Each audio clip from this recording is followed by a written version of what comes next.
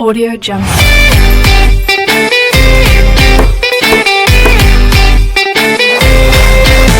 Audio Jungle.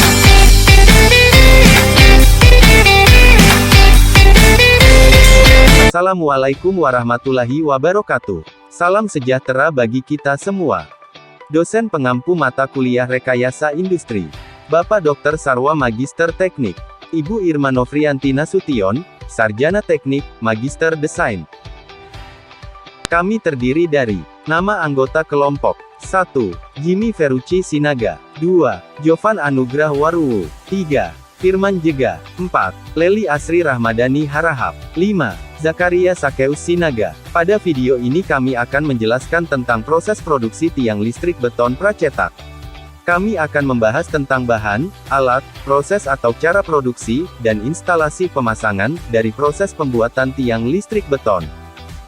Tiang listrik beton pracetak adalah tiang listrik yang terbuat dari material kawat besi ukuran tertentu atau besi beton, pasir dan semen dengan mix yang khusus dan tertentu pula dan melalui cetakan dengan ukuran dan panjang tertentu di mana sebagai elemen non-struktural. Fungsi utama, penyalur konduktor untuk tegangan menengah 20 kV dan tegangan rendah 220 volt hingga 380 volt. Apa saja ya alat dan bahan dalam produksi ini? Yuk mari kita mengenal bahan dan alat dalam proses produksi tiang listrik precast. Mari kita membahas satu persatu dari bahan baku. Adapun bahan baku yang digunakan dalam proses produksi adalah: pertama, semen. Jenis semen yang digunakan adalah semen Portland karena dengan merek semen Padang tipe 1 sebagai bahan baku perekat produksi. Penggunaan semen merek ini disebabkan oleh standar teknis yang telah ditetapkan oleh perusahaan seperti perusahaan PT Sumbetri. Kedua, pasir. Pasir yang digunakan untuk kelancaran proses produksi sebaiknya disesuaikan dengan Peraturan Beton Bertulang Indonesia (PBI). Ukuran ayakan dan persentase yang tertinggal dalam mes. Ketiga, batu split atau batu pecah. 4, air. Adapun bahan tambahan. Bahan tambahan yang digunakan dalam proses produksi tiang listrik beton adalah: pertamanya, minyak solar, sebagai pencuci baut cetakan mal. Kedua, minyak gemuk, untuk mengolesi baut pres. Hal ini dilakukan untuk mempermudah proses penegangan. Ketiga, minyak trafo, untuk mengolesi mal agar konkret, bahan adukan, tidak melekat pada mal saat proses pembongkaran dilakukan. Keempat, tembaga. Ini digunakan sebagai grounding atau arde pada tiang listrik beton. Kelima, kuningan, untuk mengikat tembaga pada tiang listrik beton. Selain bahan, ada juga pula peralatan produksi tiang listrik. Adapun mesin produksi yang digunakan. Mesin yang digunakan dalam proses produksi meliputi mesin yaitu: pertama, boiler. Kedua, mixer pada unit I. Kegunaannya adalah untuk mencampur pasir, batu split, semen dan air. Ketiga, water dosing system. Kegunaannya adalah untuk mengukur volume air yang akan digunakan untuk mencampur bahan baku. Keempat, mixer atau pada unit 2. Kelima, mesin penegang PC wire digunakan untuk menegangkan PC wire. Keenam, mesin spinning digunakan untuk memutar cetakan dengan menggunakan gaya sentrifugal yang bertujuan untuk memadatkan adonan beton di dalam cetakan. Ketujuh, mesin ulir threading machine, digunakan untuk membuat ulir pada ujung PC wire. Kedelapan, mesin spiral. Kesembilan, hoist crane. Kesepuluh, mesin pengundi baut, hydraulic jet. Ke-11, mesin pemotong PC wire. 12, mesin gerindra. 13, mesin las arc welder. 14 adalah kompresor digunakan untuk mendapatkan angin dalam pengoperasian impact tool. Sekarang mari kita melihat uraian proses pembuatan tiang listrik beton. Adapun proses produksi pembuatan tiang secara umum dapat dilihat pada gambar. Proses perangkaian tulangan, pemotongan prestressed concrete wire atau PC wire, dan langkah terakhirnya PC wire yang dibutuhkan untuk membentuk rangka ini sesuai dengan jenis tiang yang ingin dibentuk. Setelah perangkaian tulangan, langkah kedua yaitu pemasukan rangka ke dalam mal. Langkah ketiga, pencampuran bahan atau mixing. Langkah selanjutnya, keempat, concrete filling. Pengisian konkret memiliki ketentuan-ketentuan yang harus dilakukan yaitu pada bagian ujung mal atau 1,5 meter dari ujung mal, harus diisi padat fungsinya agar tiang tidak mudah patah, sedangkan bagian pangkal tidak terlalu padat sehingga ada ruang kosong yang akan diisi saat spinning berlangsung.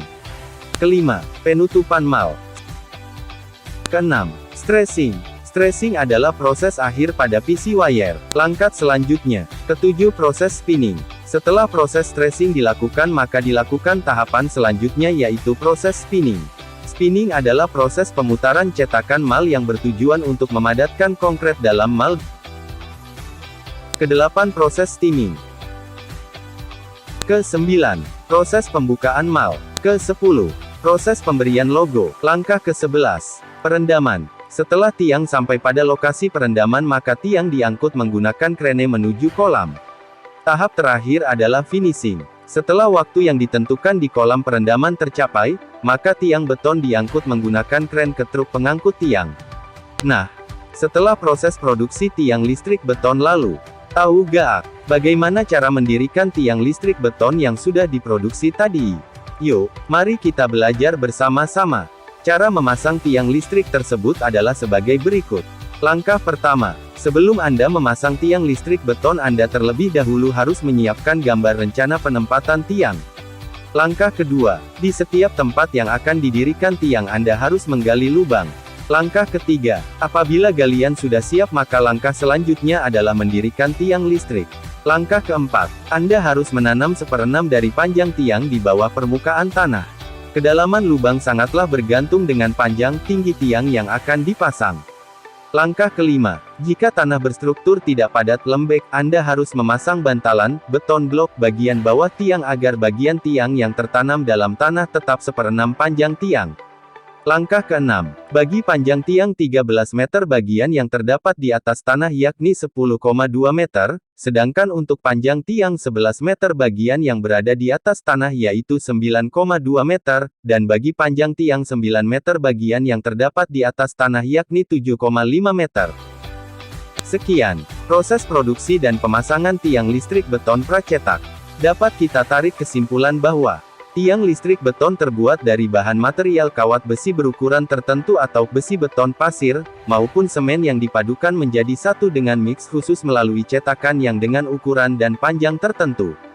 Tiang listrik beton mempunyai kegunaan sebagai penyalur konduktor bagi tegangan menengah 20 kV maupun tegangan rendah 220 volt ataupun 380 kV. Pada saat ini pembuatan tiang listrik beton pracetak telah menggunakan teknologi semi-otomatis, di mana untuk memproduksi tiang listriknya perusahaan menggunakan sebagian besar alat bantu. Hal ini sangat membantu kelancaran proses produksi baik itu dari segi tenaga manusia, waktu pembuatan, dan juga hasil produksinya akan jadi lebih baik, sesuai dengan standar yang diinginkan oleh perusahaan. Bahan baku yang digunakan untuk pembuatan tiang listrik beton juga sudah diuji terlebih dahulu sebelum digunakan dalam proses produksinya. Adapun bahan baku yang sudah distandarkan meliputi semen, pasir dan batu split. Daftar pustaka. Sekian video proses produksi tiang listrik beton pracetak, semoga bermanfaat untuk kita. Wassalamualaikum warahmatullahi wabarakatuh.